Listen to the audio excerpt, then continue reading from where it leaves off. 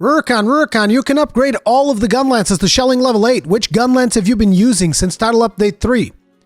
Well, I've been pretty much using the same Gunlances I was using before Title Update 3.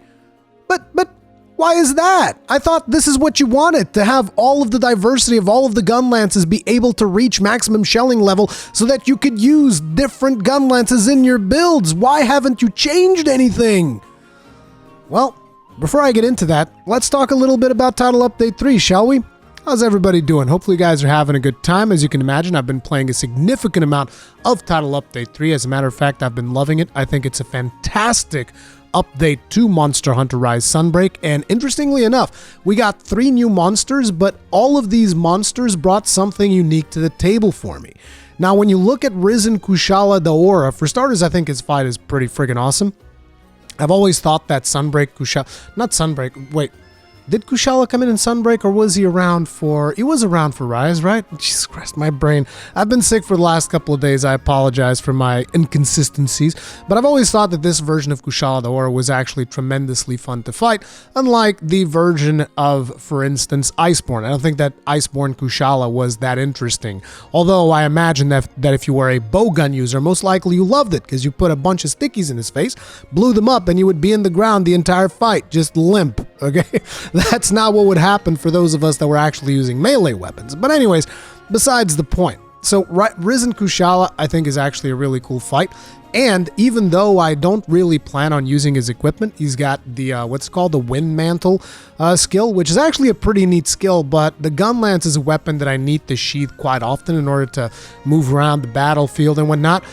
So therefore, sheathing pretty much disables the Wind Mantle or resets the effect of the Wind Mantle, and it kind of makes it hard to use, and it makes me kind of like condition my playstyle, so it's not really something that I personally want to use, but I know that a lot of people are using the Wind Mantle because it reduces the cooldown of Silk Bind attacks, which is pretty cool. But if I'm not using his armor, then what exactly did he bring of uniqueness to me? His layered armor set. I love the look of the Risen Kushala armor set. I think it looks friggin' amazing, and pretty much that was something that I crafted very early on and that I just pretty much have been using ever since. Now, when you're talking about Risen Teostra, I like the fight a lot as well, but Risen Teostra also has a really cool armor skill. He's got Flame Mantle, and Flame Mantle is basically a skill that causes explosions every now and then, depending on certain situations. So you have to do a certain number of attacks. I've heard that it's like 16 attacks or something like that, which as a Gunlance user, if you're doing full burst, or even just like if you are playing around with Bullet Barrage, this is going to be something that is very easy for us to achieve. So it's very easy for me to trigger the effect, and then like 20 seconds later or something like that, your next attack is going to deal a bunch of damage that actually scales off of your raw damage, and it also scales off of whether or not your Erupting Cannon buff is up, which is very, very good. And it's just another explosion. As you guys know me, I love explosions. I use that. I use Hellfire Mantle.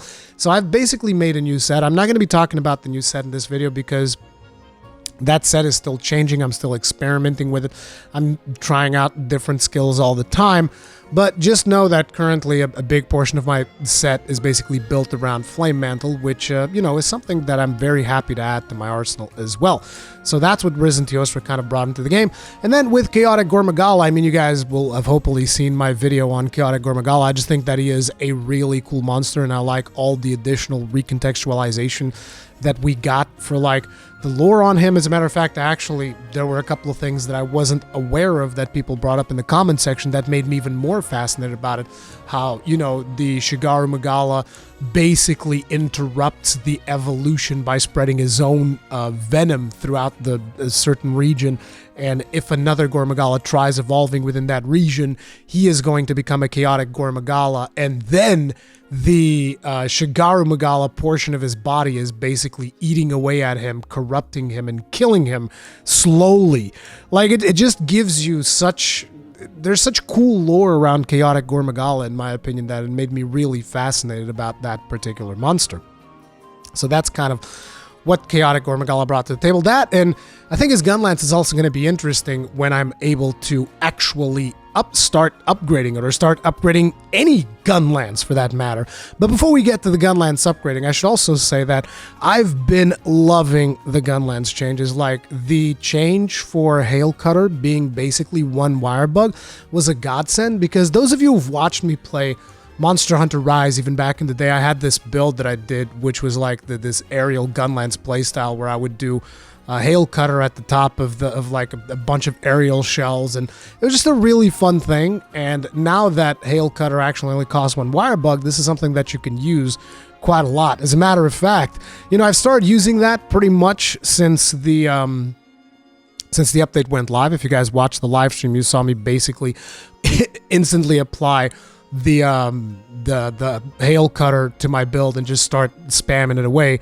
But really cool was that earlier today I was watching a little bit of a video from Ryu, who is like one of the best if not the best Gunlance speedrunner that I'm aware of that makes videos. And in his video, he's also using Hail Cutter, and I was like, oh my god, this is really cool. So I'm super happy about the changes to Gunlance. But then we come to the part that I'm still struggling with, which is upgrading said Gunlances, which is the question that was posed at the very beginning of this video. Why am I still using the exact same Gunlances? And the answer to that is because I still can't upgrade my Gunlances. And some of you guys are like, well, why is that? Why can't you upgrade the Gunlances? Well, let me tell you. For starters, I love grinding Anomaly. I want people to understand this. I love grinding Anomaly. I think Anomaly is a lot of fun. Monsters scale, and you can keep fighting tougher and tougher monsters. I think this is infinitely fun. And I think that the quest generation of the Anomaly investigations has actually been improved. I believe it was mentioned in the patch notes that they improved the quest generation, which is definitely something that I'm noticing, because whereas before I would be constantly fighting the same Pyrock Nikodaki over and over and over because the quests that I was getting were actually pretty friggin' lame. This time I've been getting some really cool quests with some cool modifiers, and I've actually been able to get monsters that fulfill the research requests, so I've been using that system almost for the first time, because when I first was grinding anomalies, I almost never got monsters that would fulfill the quest research stuff. And on top of it, we have followers, which I also made the followers video. Having the followers in the anomaly quests also makes the grind a lot more bearable. Even though eventually, when I get to anomaly rank 200, I'm still going to look for that cursed anomaly quest, and that I'm going to want to do solo without followers, because I think that is going to be much more interesting and much more entertaining for you guys to eventually watch. But yeah, so I've been grinding Anomaly, and Anomaly research stuff has been greatly improved, in my personal opinion. You know, take that with a grain of salt. Your mileage may vary and all of that. But basically, if you want to upgrade a Shelling level 7 to a Shelling level 8 Gunlance, you're going to need materials from Anomalies of level 141.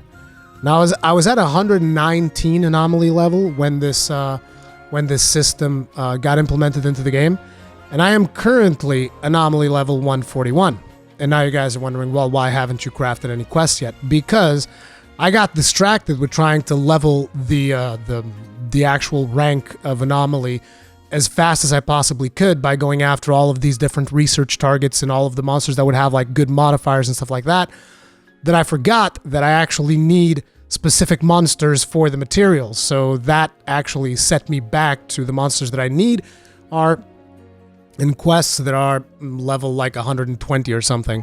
So that means that in order for me to upgrade my very first Shelling level 7 Gunlances to level 8, I'm going to have to go ahead and grind Seething Basil Goose and Scorned Magnum Aloe. Those are the two that I am choosing to do. I'm going to have to grind those two all the way up from like 120 to 141. As a matter of fact, that is going to be the gameplay that you guys are probably watching during this video. And also, I would like to give a shout out to, I believe her name is Gaudium017, because she actually put out a really easy to use, and she's been doing this stuff for quite some time during the lifetime of Monster Hunter Rise that I've noticed at least. But she put out a table that basically has all of the materials, like an image that has all of the materials that you could possibly need. I'll be showing it in the video, and I'll be linking to her Twitter in the description. You should give her a follow because she's going to be updating stuff like this, materials, and a lot of other information that you might find relevant. But it is really handy to have that because, you know, trying to figure out which material comes from where is just like a complete pain in the ass. But anyway, I'm choosing to focus on those two. So now I have to go ahead and grind that. But another thing that I actually thought was really interesting, because very early on when I was playing through the game, people were telling me, I'm not exactly sure where they came upon this information, but people were telling me that, you know, the moment I booted up the game, that, oh, in order to upgrade your shelling, your gun lances to max shelling, you're going to need to do quests for level 141. Now, this is true in one part of the information. It's not a universal truth, because something that people didn't really look up, at least, or maybe they looked it up and they just weren't aware of how stuff works, but something that people weren't really talking about is that, you know, there are gun lances that are shelling level 7, and then there's gun lances that are shelling level 8. No, I mean gun lances that are shelling level 6. So in order to upgrade from 7 to 8, you need materials from 141. In order to upgrade from 6 to 8, you need materials from quests of anomaly level 141 and material from quests of anomaly level 181. Which is a lot. And you guys might be wondering, oh, but are there really any good shelling level 6 gun lances? Yes. There's actually one that I can instantly point out to you, which is the Almudron gun lance, which has a ton of water damage, which makes it very good for poke shell poke, and obviously is one of the gun lances that I want to upgrade. Another one is Guy's Magorm, because it's got a lot of raw and you can do some interesting stuff with that. And it's like, Jesus Christ, it's going to be one hell of a grind. Now, I want you to understand, I'm not complaining, but it is something that I've been working on. So if you guys are wondering, oh, what gun lances is Rurikhan using? I'm using the same ones. I gotta get through this grind, but you know, I'm gonna start slowing down a little bit, because over the last couple of days I've been playing pretty much non-stop, and I'm actually a little bit sick at this point because I picked up something that my kid also had. And yeah, I'm gonna take it easy. Plus, there's going to be the release of the new World of Warcraft expansion that I also want to play. So I'm going to be interweaving Monster Hunter content with playing through that. And I'm also going to be doing more videos about those, you know, reading those little stories that you guys enjoyed. They actually released another one, the volume 8 or whatever. So there's a lot of stuff for me to catch up on that. But yeah, there's quite a few more things that I want to start working on. It's just, you know, it's going to take me a while to grind all of this anomaly stuff. And it's actually a little bit frustrating. I'm wondering if other weapons also have this problem of like, oh, we need to get to anomaly level 141 to get like this next upgrade for my weapon. It just feels like, why? It's so far ahead. It's weird. But yeah, I'm still using the Roar of the Canine pretty much for the new playstyle that I'm doing that consists of Hail Cutter, Wyvern Fire, and Reverse Blast Dash into the monsters. But yeah, I'm enjoying it. How are you guys enjoying Title Update 3? Let me know. I'll see you guys in the next one. Stay strong, stay safe, peace out.